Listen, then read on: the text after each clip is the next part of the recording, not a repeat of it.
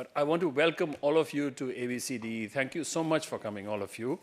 I want to thank Georgetown University, especially the School of Foreign Service. I want to thank Dean Joel Hellman for this partnership. And we are doing a lot. We are doing a whole lot with them. Normally speaking, we would have had the second day on campus there. But because we wanted to make it easier for all of you, we decided to have both the days here. But I especially want to thank Erwin Tiongson, my friend. Where is he? Where is Erwin? Why are you at the back? You are responsible for this fiasco, so you should be up here. Okay. Okay. So I want to thank him for all the work that he's done. And by the way, so I've been in his shoes. It's much harder to do something like this when you're the head of a program at a university. At the World Bank, we are used to lots of resources, but I also want to thank somebody who has marshaled all of these resources really well, and that is Kenan Karakula, who's a senior economist in our vice presidency deck. Thank you immensely for this, and they've prepared a feast of ideas for you. But for you to really enjoy this feast, you must bring an appetite, okay? And to bring an appetite, in this case, you must be ready to ask questions. You must be a free thinker, at least for 2 days. You can go back to your World Bank huddle and so on afterwards. But for the next 2 days, ask embarrassing questions. We have some very, very good people here who will be able to ask things. I mean, starting with me, right? So here's what I'm going to do. I'm going to tell you about findings from 4 reports, 4 of which are finished, essentially.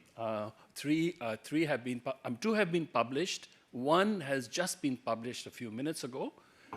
And then we also actually want to use these discussions to help shape the next World Development Report, which is on jobs for the next generation, okay? And which is being led by David McKinsey. I don't know where David is. Here he is.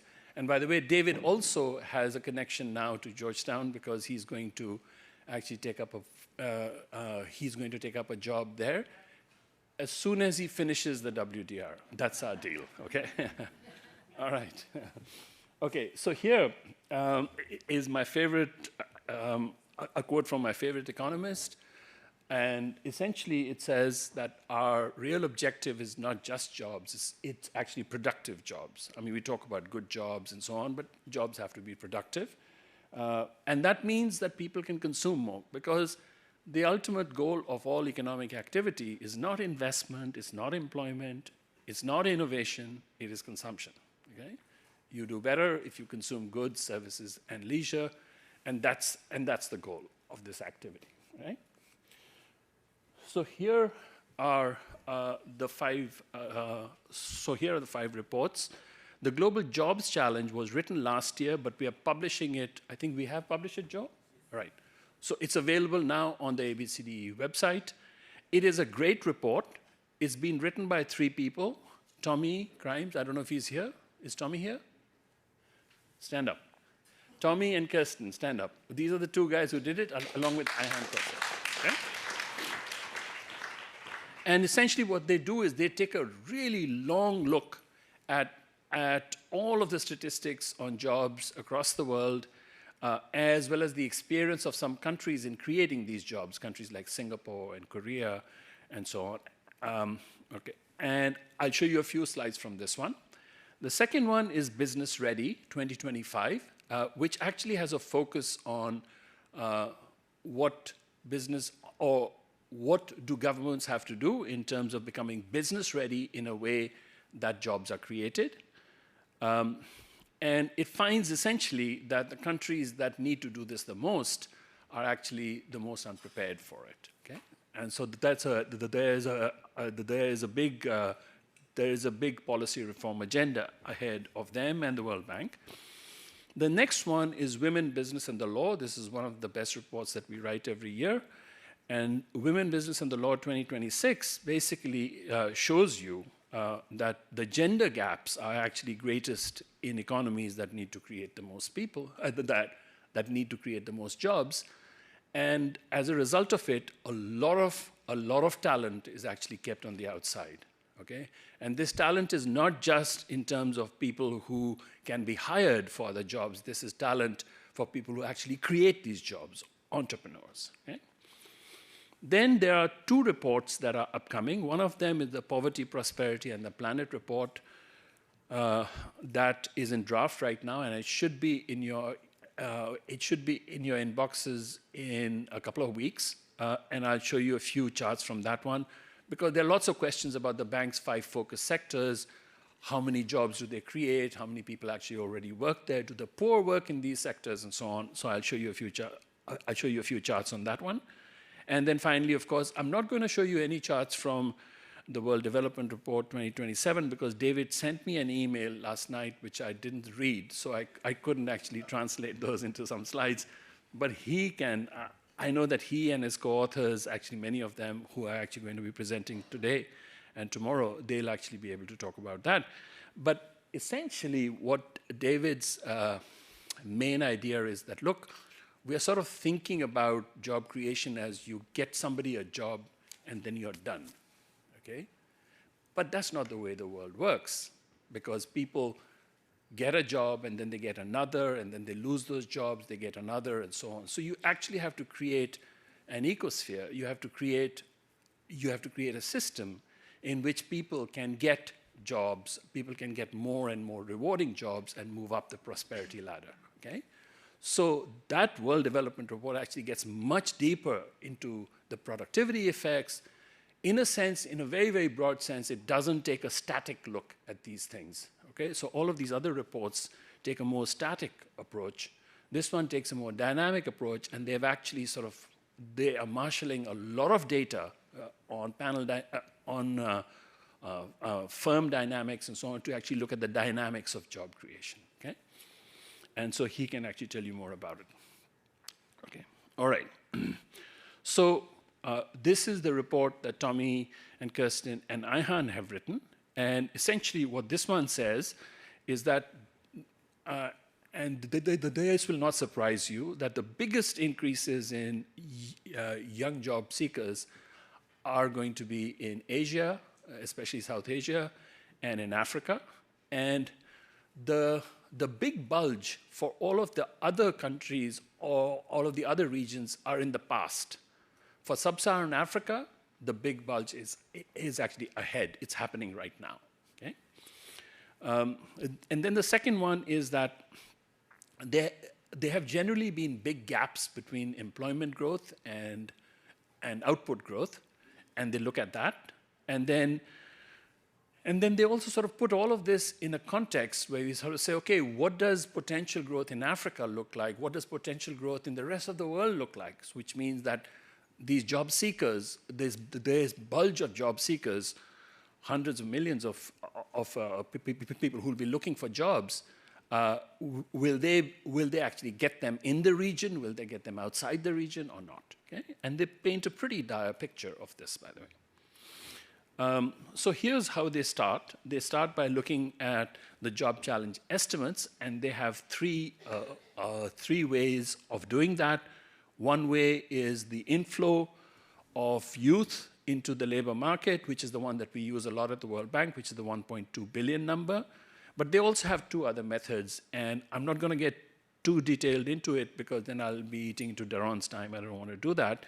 But as you can sort of see, regardless of which method you use, Sub-Saharan Africa and South Asia and the Middle East and North Africa, actually, these are the three parts of the world which are going to face huge jobs challenges. Okay? Okay, then if you look at this chart, this is a very careful chart, especially the second panel on the right. If you look at that, what they look at is when did the biggest, the largest ever youth cohort happen by region. And you see sort of, you see that in the case of East Asia, it happened in the 70s and the 80s. In ECA, it happened in the 90s. In LAC, it happened in the 2000s. In MENA, it's happening right now. And in the case of South Asia, it happened in the last decade, and in Sub-Saharan Africa, it is happening right now. So the two regions that are actually facing the biggest cohort right now are the Middle East and North Africa and Sub-Saharan Africa. And so it's not a coincidence that we've asked Mohammed Al-Aziz and Rania Al-Mashad to actually to be here, because they are from MENA. Yeah? The other thing that you see on the left side that shows that is essentially a decomposition of that 1.2 billion number by region. And you sort of see that it's fairly high in the case of Sub-Saharan Africa and South Asia and MENA.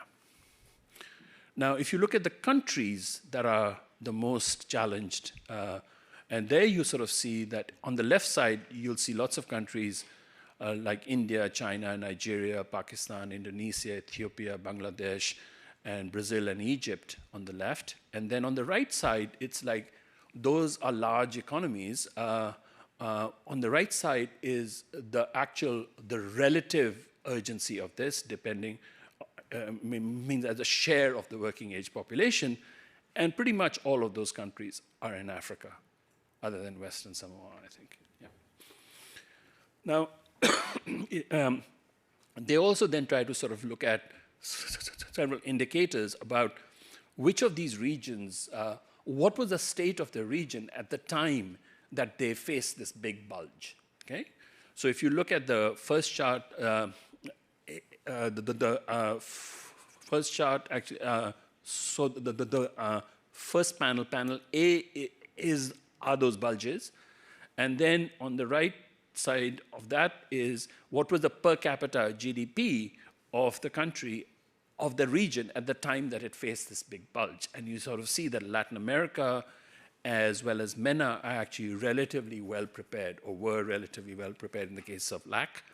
But the others, you sort of see that they actually faced this at a time when they had fairly low per capita incomes. In the case of Sub-Saharan Africa, it's striking that it's very low. It's the lowest ever. So in that sense, you start to sort of see the challenge there. Institutional quality, you don't get any clear trend. It does not look like Sub-Saharan Africa has particularly low institutional quality, so that's not where you should be looking at things.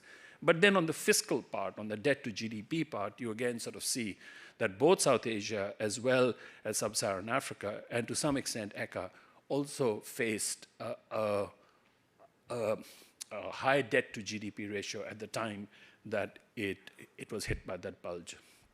Then if you look at education-wise, you actually see Sub-Saharan Africa very poorly prepared. In general, though,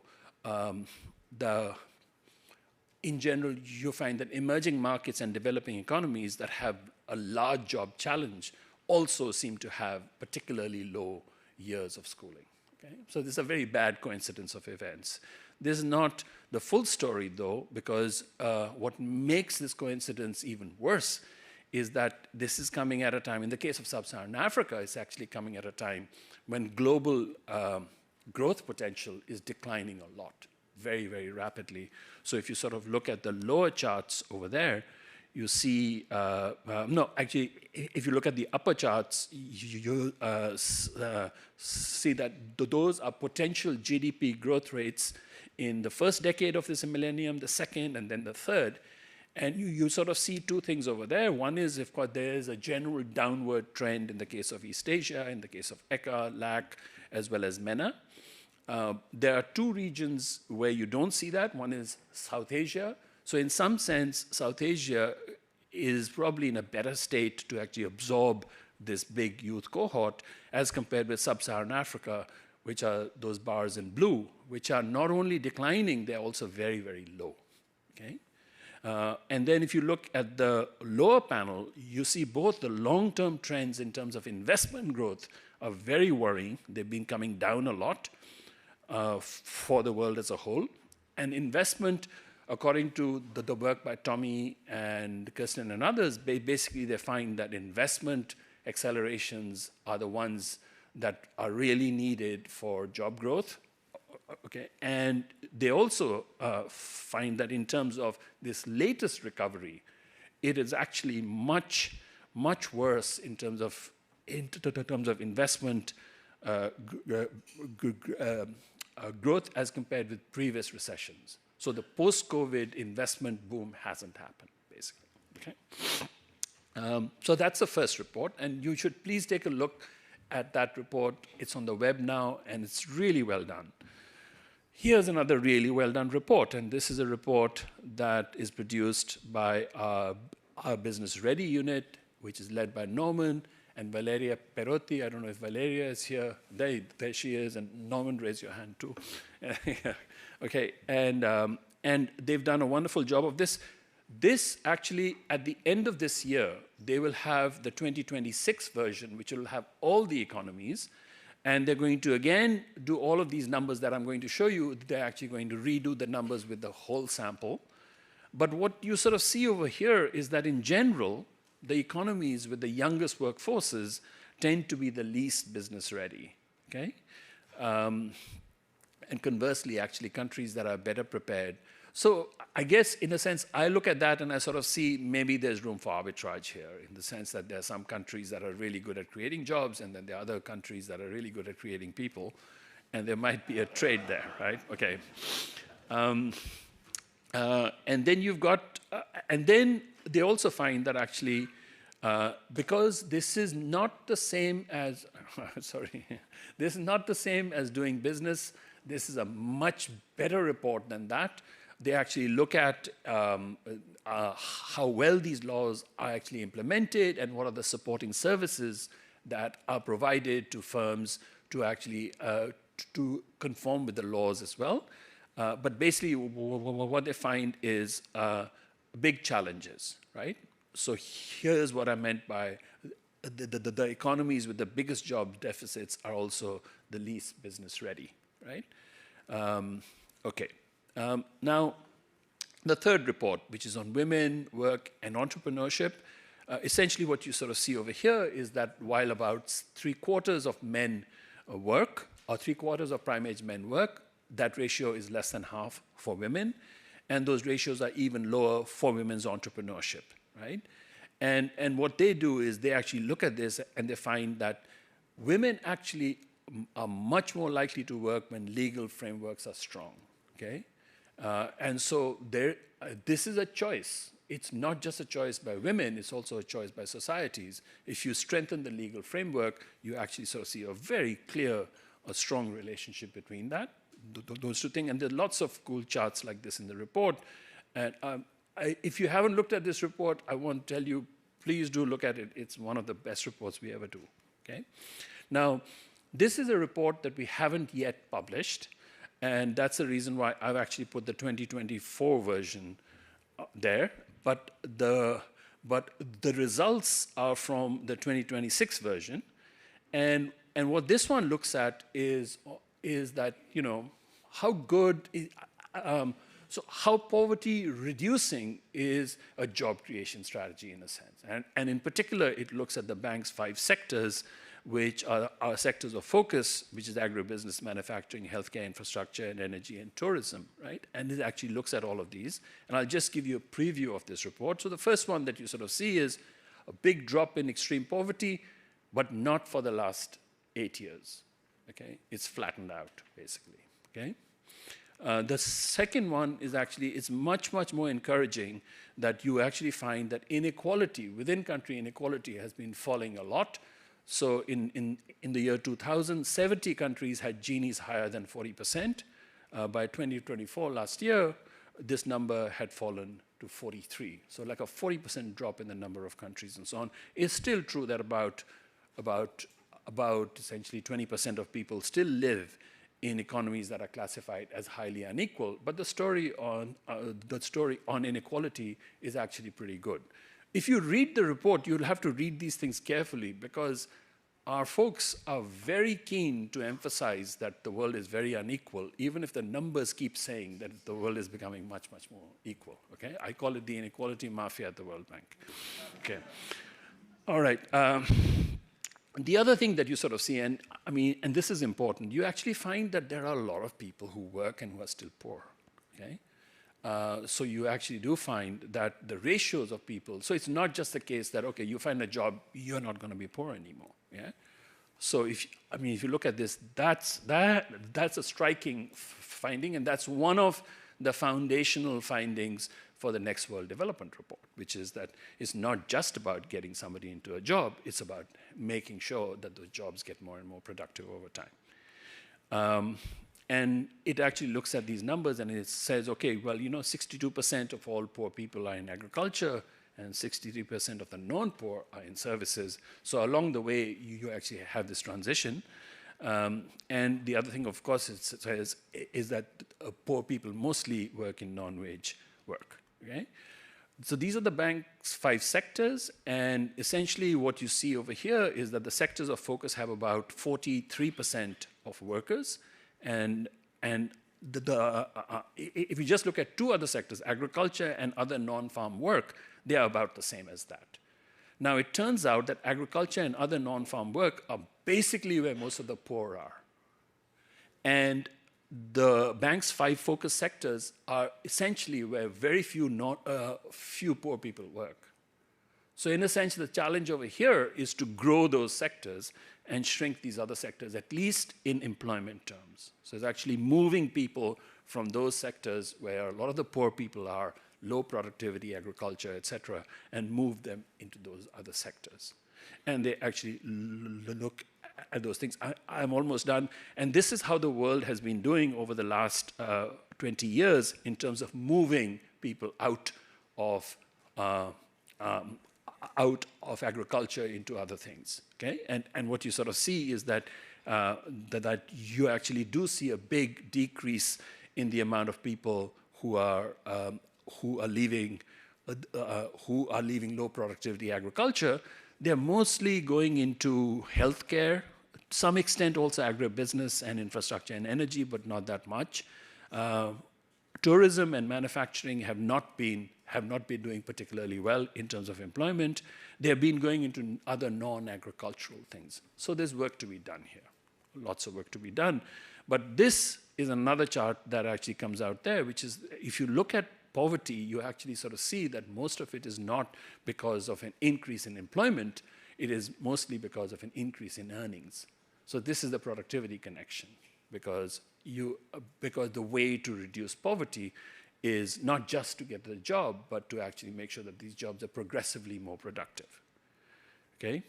And this is a chart, this is a quote that I got from actually Kenan, who did some research into this, and basically this is from a 2017 paper, that there are around 200 million people in the world who are unemployed, classified as unemployed by the ILO, but there are 900 million people, or there were 900 million people who are working poor. That means they have jobs, but they're still poor. Okay, and so this actually gives us the job that we have to do, which is for the next World Development Report and for the next couple of days over here, is to try to sort of see, is this a definitional issue? Is it that we are classifying somebody as having a job when really they don't? They really have only 1/10 of a job, you know? That's the first one. And then the second one, and I think this is important, is that we have to sort of see a job as an important step, but it's just the first step. It's the first step to prosperity. And so the jobs agenda is not just about sticking a job seeker into a job and then khalas, you're done, right? So I use that term because of you guys. Yeah. Okay, and so essentially it's a time to reassess how we do. How we do labor economics, and this is the job of David McKenzie, not me. Okay, but I will end over here with just one last slide. I know that I'm not supposed to introduce Daron, you are, but I thought that I'll show you that there are 2 speakers at this conference who are actually on this list, this rogues gallery. This is from an Economist article in this week's Economist. And actually, it's so fresh that Daron has not read it, because if he had read it, his face would be red. Okay. But basically what you sort of see over here is it has a list of people who think who think that AI's impact is going to be big. Those are people like Eric Brynjolfsson and Chad Jones and others. And then you have people at the bottom, Susan Athey, Simon Johnson, and Daron, who are actually much more skeptical about it. But I'm not going to get any more into this other than handing it over to Lucas. Thank you.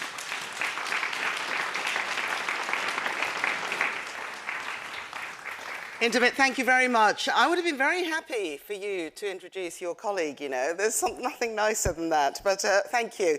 So as we've just heard there, we've heard a little bit about the scale. Not a little bit, we've heard a lot about the scale of the challenge. We've also heard about that big number and the deeper question that lies behind it. It's not simply whether economies can grow, but whether growth actually translates into opportunity. Prosperity needs to be shared. The jobs created are good jobs, because for most people, development is experienced through work. We heard there about families earning a living, supporting a family and building a future. And Gary Field's quote there about the working poor rings very, very true. So our next speaker then has spent much of his career examining precisely these questions, these challenges, how institutions shape prosperity, how technology changes the nature of work, and who benefits and who doesn't when economies transform. In 2024, he was awarded the Nobel Prize in Economic Sciences alongside Simon Johnson and James Robinson for his work on how institutions shape economic development and prosperity. And his books, including Why Nations Fail and Power and Progress, have gone on to influence policymakers, academics, and business leaders around the world. So we can ignore that little chart that came up at the end.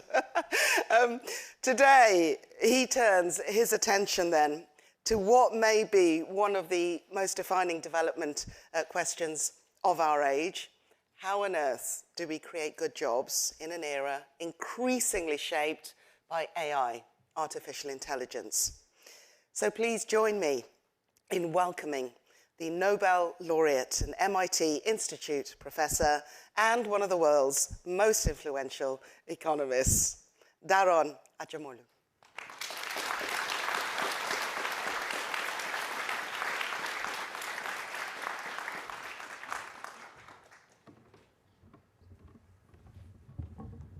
Thank you so much. Pleasure. Thank you. Well, it's my distinct pleasure to be here, and I couldn't imagine a more timely topic. And fortunately or unfortunately, Indermit said most of the things that I wanted to say, so now I'll have an easier time.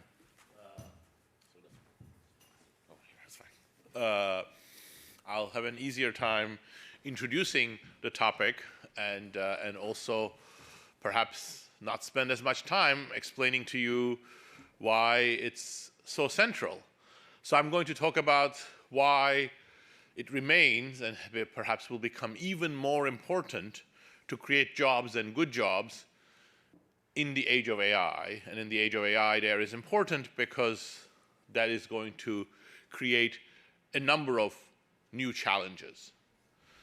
And the central topic that I want to emphasize in the first 10 minutes of my talk is that poverty and lack of economic opportunity, some of which translates into inequality, remain still major problems around the world. And the most surefire way of tackling these problems, perhaps the only way, is to create jobs, and especially good jobs, meaning high-wage jobs with some job security plus opportunities for career advancement. But with the advent of AI, that job is going to become much more complicated, if you forgive the pun. And no, I do not subscribe to the view that the Economist seems to have ascribed to me, that AI is not transformative. I have frequently expressed doubt, and I will, that on its current path it will deliver amazing productivity gains. but the challenge that it will pose to jobs in the developing countries as well as in the industrialized world remain, and I will try to be explicit about those. And I will also talk a little bit about preparedness for AI and global policy coordination. The first part of my talk actually very, very heavily draws on data and research from the World Bank, which has been at the forefront of emphasizing global poverty, inequality, and employment problems.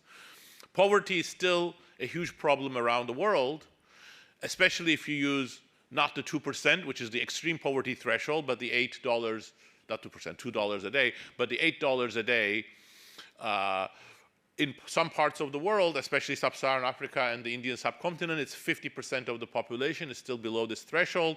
In much of the emerging world, it's around 25%. So a huge number, and $8 a day isn't such a generous threshold. So all of these people have incredible hunger for jobs, incredible hunger for consumption. Inequality, pre-tax inequality, especially in the advanced world, but in some of the middle-income countries is also increasing. Indeed, Indermit is right. In some of the emerging countries, there has been a decline, but it's still very high. And if you look at the World Bank's data, the Gini index is above 40% in about half of the world. If you look at the World Income Inequality Database, it's about 50% in about half of the world. So there's huge amount of inequality. But even more sort of jarring is that the share of the bottom 50% is incredibly low around the world, even in the emerging, even in the middle income and high income countries, that's around 10, 15%. And that reflects opportunities, especially good jobs for this part of the population. As we heard, more than 1 billion people are going to be looking for jobs. Unfortunately, youth unemployment remains a huge problem. In parts of the world, it's above 20%. Pretty much everywhere, youth unemployment is above 10%. And that's going to get worse as more young people enter the job market, even if job creation didn't become more difficult. And employment population ratios are low in many parts of the world because of female labor force participation, but in the developed world, in the industrialized world, there has been a decline in employment to population ratios because prime-age men have also withdrawn from the labor force in a way that we had not seen at all 40 years ago. And then finally, in the developing world, it's not just jobs, but good jobs. So about 50% of employment in parts of Latin America and much of Sub-Saharan Africa and in the Indian subcontinent are in the informal economy. They are often very low quality, low paying, low stability, no career advancement. Some of them are coercive, and that's not what the kind of jobs that we're talking about. So where do good jobs come from? Essentially, you need to bring three things together, as you might have thought. Demand, and that's especially not demand for raw labor so much as demand for human skills and expertise. There have been periods in economic history where even raw labor was in high demand and wages increased, but typically it's really human capital, skills, and expertise that are in short supply. Then you do need the supply of those skills so that those jobs can be filled, and a set of institutions and market mechanisms to bring the two sides together. Episodes of high, rapid job growth, which then translate into shared prosperity, often come when all three of them work. For example, in the first half of the 20th century, there was a big employment boom and wage growth in the US economy. Where did it come from? Where there was a demand for labor, especially new skills and expertise, because the US was manufacturing new mass-produced goods and expanding production and changing the method of production, as, for example, exemplified by Ford's motor factories that I'm showing there. That created a lot of electrification and new machinery, but also a huge demand for new skills and expertise, some of which was provided by training of the companies themselves, but much of it because the US had already had a boom of education at the same time. especially with the high school movement. And the market system, bolstered by unions and a democratic process, was particularly well suited to bring the two sides together. In many developing countries, we have typically lacked all three of those, and the situation, again, could get much more complicated. But when you look at, and I'm going to be quick here, so that, because we've already covered it from Indermit's talk, if you look at high growth episodes, for example, from East Asia, they are typically associated with high and increasing employment to population ratios. They are associated with low and declining poverty rates, and they are typically associated with stable or declining inequality, although with new technology you've also had periods in which rapid growth has gone hand in hand with increasing inequality. So you see, for example, here for Singapore especially, there is a decline in the share of the bottom 10%. In slow growth economies, here I picked a bunch from South Asia, Africa, and Latin America, but the picture is different whichever ones you look at. The employment population is lower. It doesn't typically increase. Nigeria seems to be an exception, starting from a relatively low base. Poverty reduction we've made some advances, but poverty remains still very high, and there is no sign of the bottom 10% income share going up, which together with slow growth means poverty remains an issue and no correction mechanism for to get better. And this is drawing directly from World Bank research. Art Craze and others' research at the World Bank has emphasized how many episodes of rapid poverty reduction also coincide with high growth episodes. But the question then remains is how we're going to create high growth in the coming decades. But I want to also talk about one thing that's very important and sometimes gets obscured, which is that while a strong safety net is important, and we can all point to Scandinavian countries as a strong welfare state bolstering poverty reduction, the typical pattern from countries where we have rapid employment or rapid growth associated with shared prosperity isn't one where redistribution ensures equality. It's one where what happens in the market ensures a more fair division. So here I'm drawing from a paper by Blanchard, Chancel, and Gettin, and from the World Income Database. And you can see the contrast comparing many countries, but let me do, like they emphasize, Europe versus US. So on the left, you see the US, where the top 10% share has increased quite a lot. Bottom 10% share has fallen quite rapidly, despite the fact that in US was not very equal even at the beginning of the sample in the 1970s, sorry.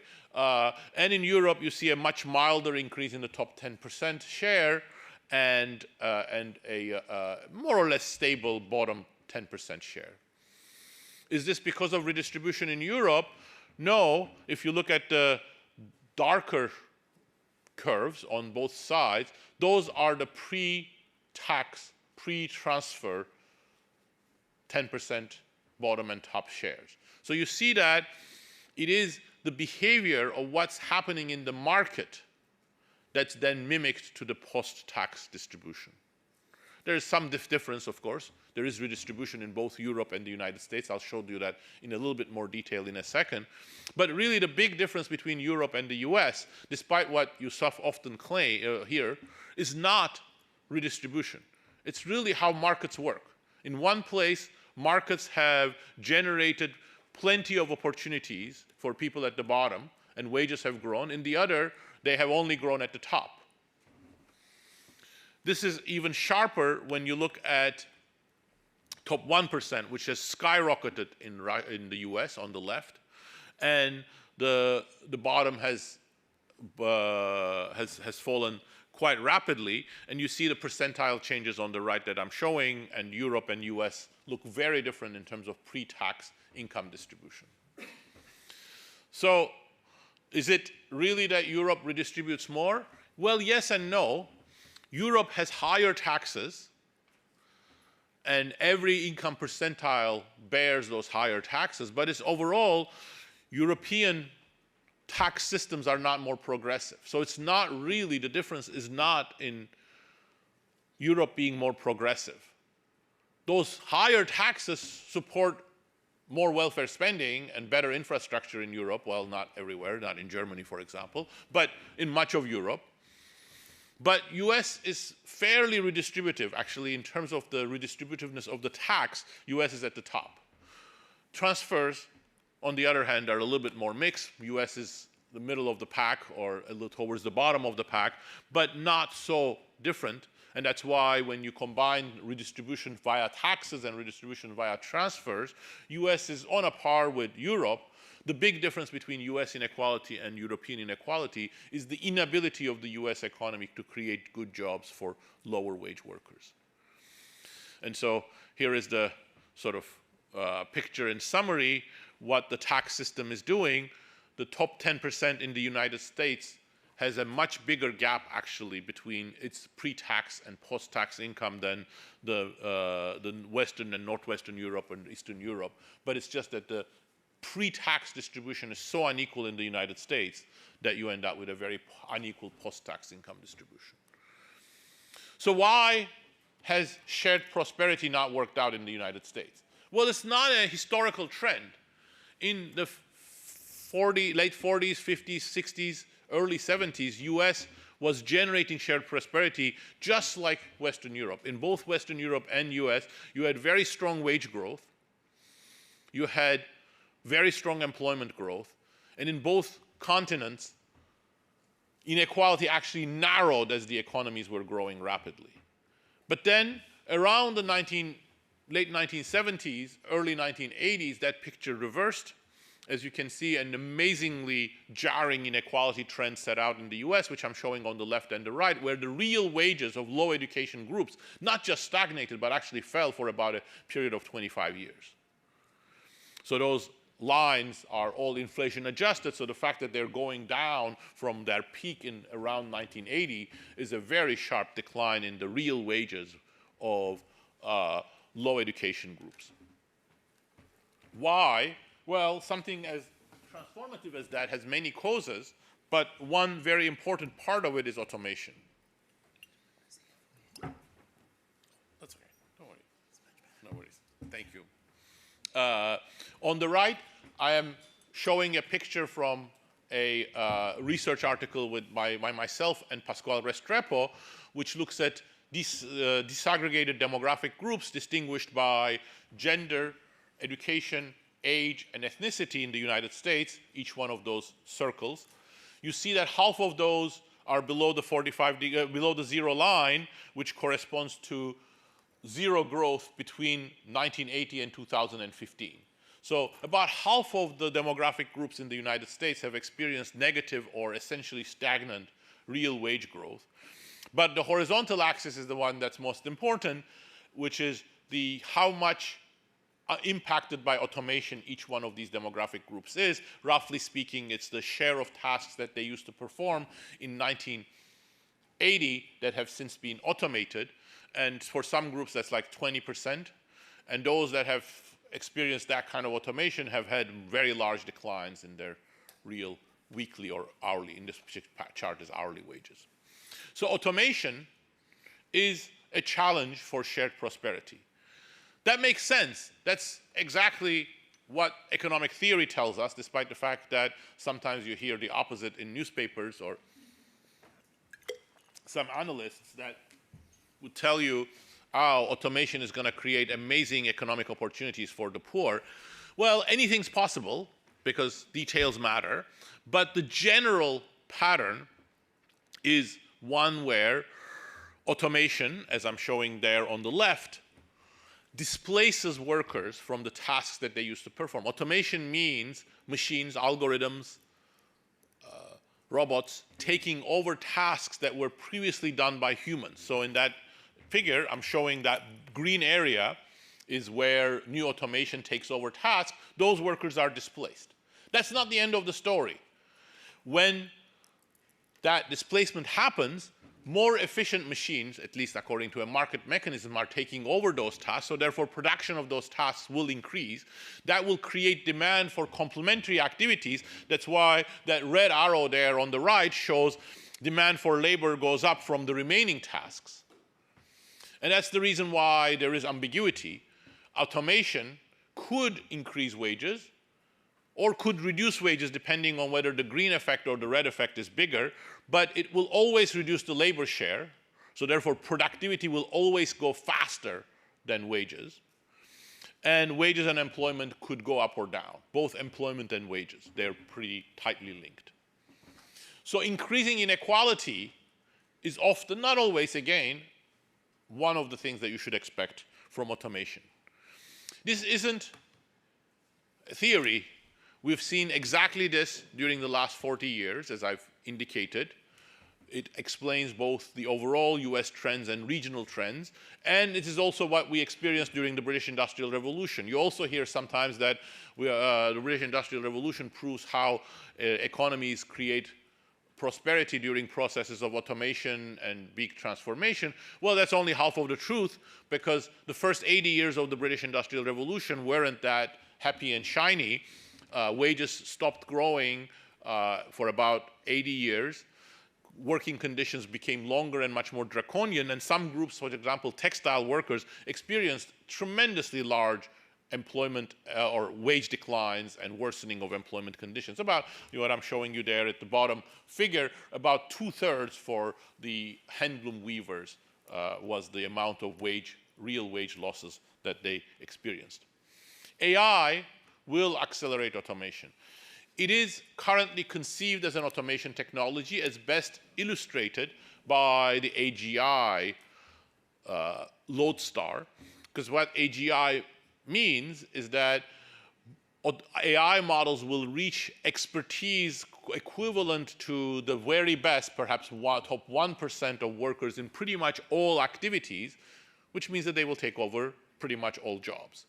So that would be an amazingly large effect, and it would have 100%, no doubt, an unequalizing impact on pre-tax income distribution.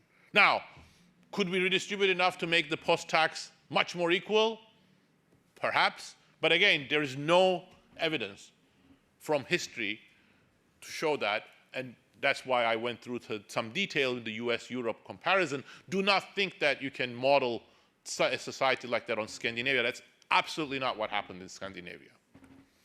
So really, this is a big threat to every country, but it's a particularly serious threat to developing countries because of the need for job creation for an emerging youth of a very large size and remaining poverty and informal employment.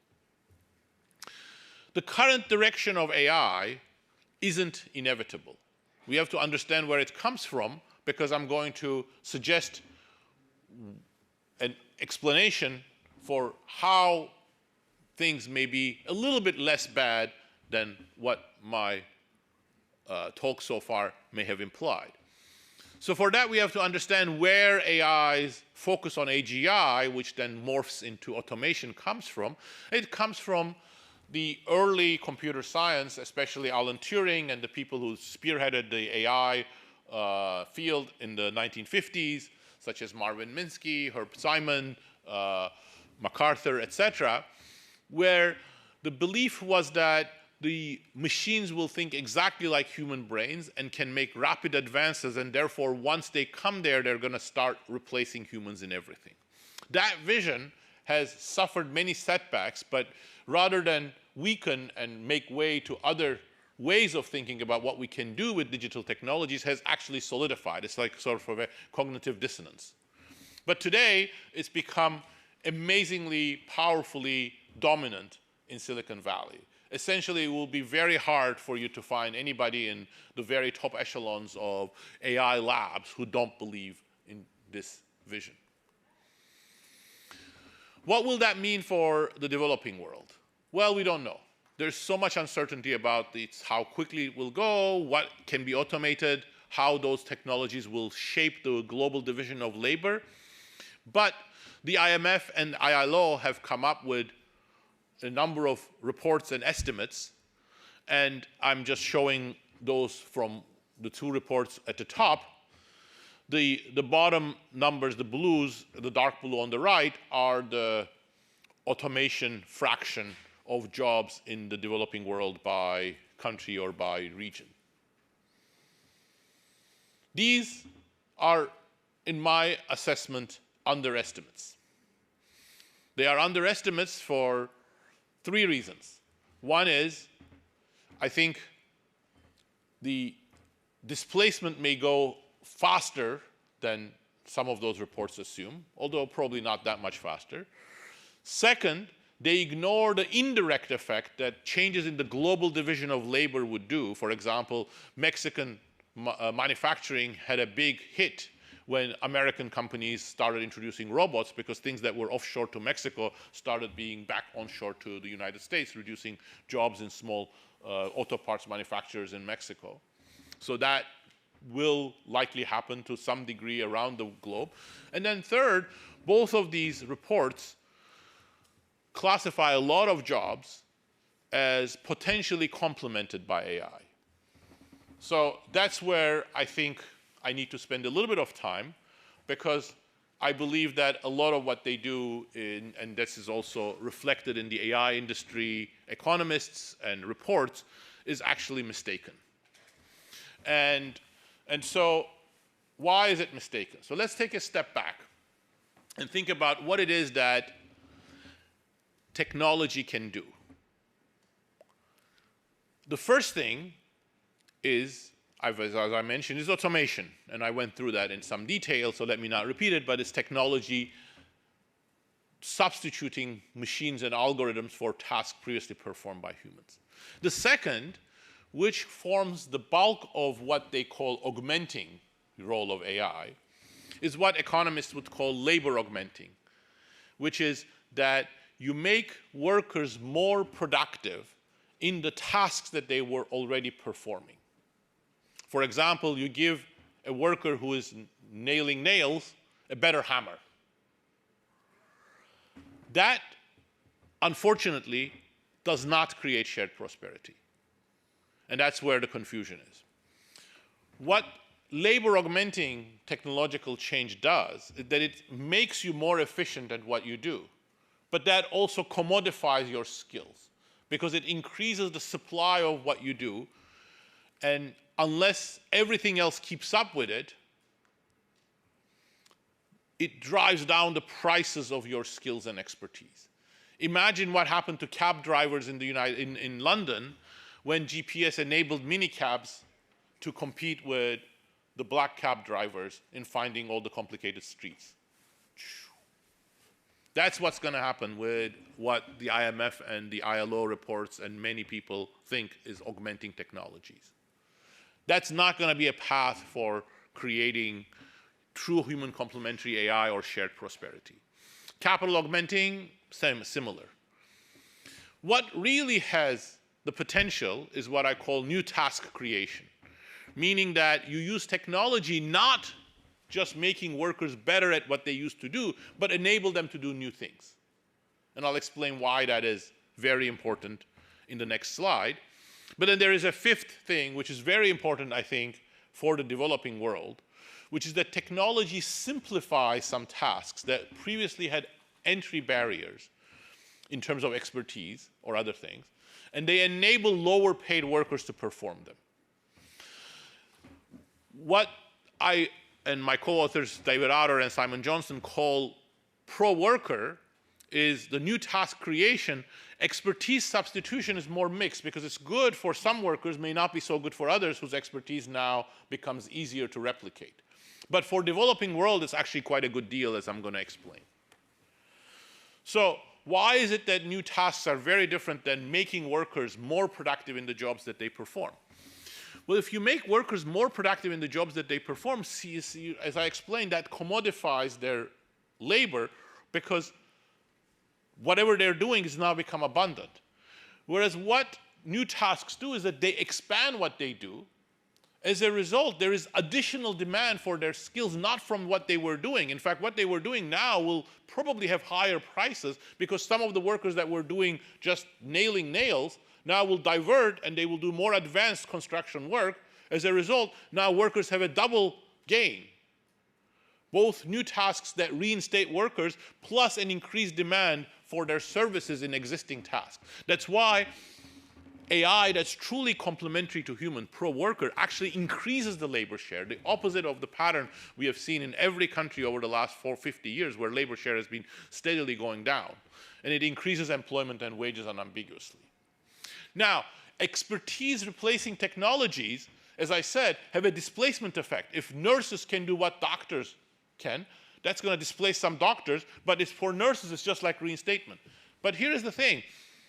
In the developing world, you have a lot of low-paid and reasonably high human capital workers. So if you have these expertise-expanding technologies, that's a big boon to the developing world as well. But here is the problem. We're not using these technologies this way. There is no effort, in my assessment, but again, AI industry insiders would disagree with this, but there is no effort to make AI more human complementary, certainly not for developing country jobs, and not even in the developed world.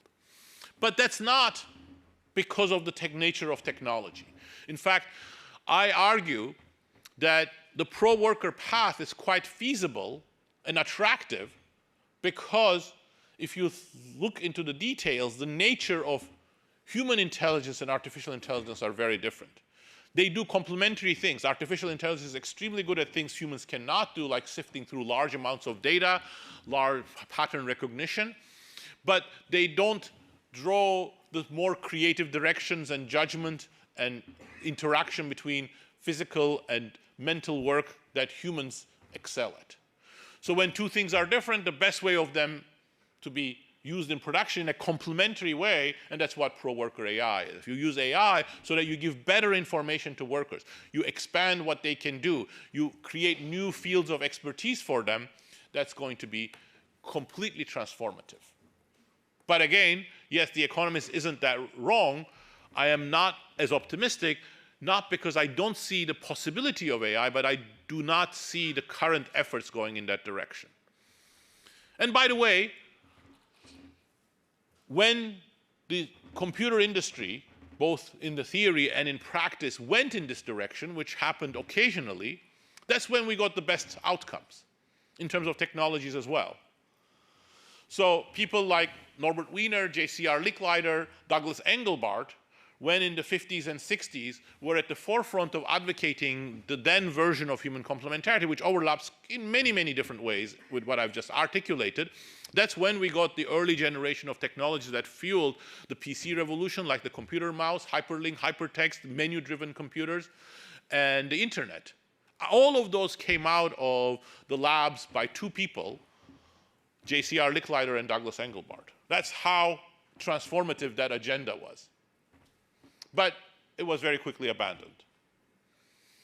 But it remains crucial, both for productivity gains, and my assessment of the productivity gains that the Economist via Indermit appears very negative, which is not entirely incorrect, would be much more positive if we could use them for pro-worker ways, because rather than automating, which affects just the tasks that you are transforming, and often not so well if the automation doesn't work and doesn't get integrated, if you make existing workers more productive, that's completely transformative. It has much better social effects because it improves wages and employment. That's what we needed, as we talked about. And it also creates possibilities for industrialization and sectoral transformation, which is very important for the developing world, as Indermit indicated, and the social outcomes that go with it. I think, by and large, democracy is impossible when you have huge poverty and joblessness. So that's also very relevant. And also, we need more effort in creating new goods and services with climate change, with aging populations, with changing global balances, and all of those would work much better when AI is complementary to human creativity. But there's another challenge to AI in the AI context for the developing world, which is that the digital infrastructure, however you measure it, is unready in many developing countries. That's both true in the private sector and the public sector. So this is from the IMF. When you can see on the left and the right, both in terms of the ICT employment and digital infrastructure, the blue, the low-income countries are very unready. But that won't shield them from the effects of AI, even if they don't adopt AI, because of the changes in the global division of labor. So here is my very quick summary of that, which is that, you know, as a country, you're going to end up in one of those 4 boxes, simplifying it. It's going to depend a lot whether AI at the frontier, meaning US and China, perhaps a little bit in Europe, goes in automation or pro-worker AI. By the way, India is making very important advances, so that could be a game changer, and I'll come back to that in my last slide. But it also is going to matter whether you have an inadequate or adequate infrastructure. If AI goes in an automation direction and you have a good infrastructure, you will do rapid adoption. That's the lower left corner. You're going to get moderate adoption of AI because things are always going to be slow, especially when you go automation, which is hard to integrate. Moderate productivity growth, that's what the Economist was complaining probably. But low job creation, because you're automating. You're not really using AI and technology to create new jobs. And as a result, you're going to have negative effects on inequality and poverty. If you instead didn't have the adequate digital infrastructure, things are no better. You won't adopt AI as much, but you're still going to get the same effects from the changes in the global division of labor, and you won't get even the moderate productivity growth. If pro-worker AI were to become a reality at the frontier, then if your, again, digital infrastructure is bad, which is true for most of the developing countries right now, you won't get any of the benefits either. So the only hopeful place for developing countries is at the lower right-hand corner, where you have pro-worker AI at the frontier and adequate digital frontier. And then I think there is potential for high productivity growth and high job creation. And even the global changes in the changes in the global division of labor wouldn't go so much against poverty. But pro-worker AI is not easy. That's not where the industry is going, and the industry is more and more concentrated. Today, 60% of NASDAQ is just made up of 7 companies that have essentially a largely automation agenda. And worse, I think the countries that have real need for job creation and pro-worker AI have essentially no voice in the direction of AI.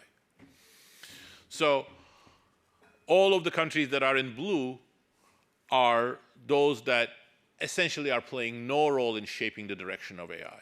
So you see one little bright spot there is India, which has over the last 5 years has made more investment in AI infrastructure, although the human capital level of the Indian workforce and market integration remain problems. But I think it is indicative of perhaps what more developing countries will need to do in order to ride this wave, especially if the world frontier keeps on going in a direction that is not good for the developing world.